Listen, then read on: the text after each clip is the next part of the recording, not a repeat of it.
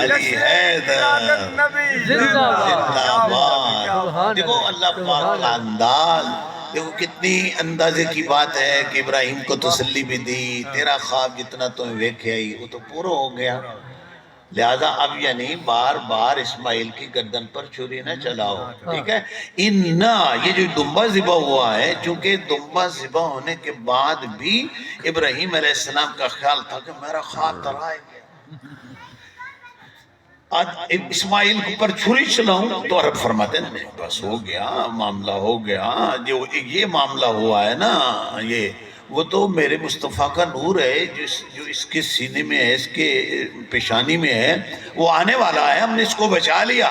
اور اِنَّا كَذَلِكَ نَجْزِي الْمُحْسِنِينَ، ہم نیکوکاروں پر ایسے ہی انعام کیا کرتے ہیں، ہم ایسے ہی بدلے دیتے ہیں۔ جو کوئی نیکوکار ہوتا ہے، نیکی کرتا ہے، بھلائی کرتا ہے، تو جو بھی کوئی اللہ کے حضور سر جھکاتا ہے، اے میرے عزیز محمد وریام صاحب، اس گئے گزرے ماحول میں جبکہ ہماری ثقافت، ہماری روایات، ہماری معاشرت تو گئی گزری ہو گئی، اس دور میں بھی تو اپنے نبی کی محفل سجا کے بیٹھا ہے۔ سبحان اللہ، تو میرے کہنے کا مقصد یہ ہے کہ اِنَّا كَذَلِكَ نَجْزِي الْمُحْسِنِينَ، یہ تیری کوشش بھی رائے گاہ نہیں جائے گی، اللہ تعالیٰ تجھ کو ضرور اپنے انعام و اکرام سے نوازے گا۔ سبحان اللہ، سبحان اللہ۔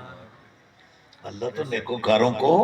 بدلہ عطا فرماتا ہے۔ آگے چلتے ہیں، جو میں اصل بات سنانے لگا تھا اس میں یہ ایک پیار کی بات آ گئی تھی۔ اللہ تعالیٰ نے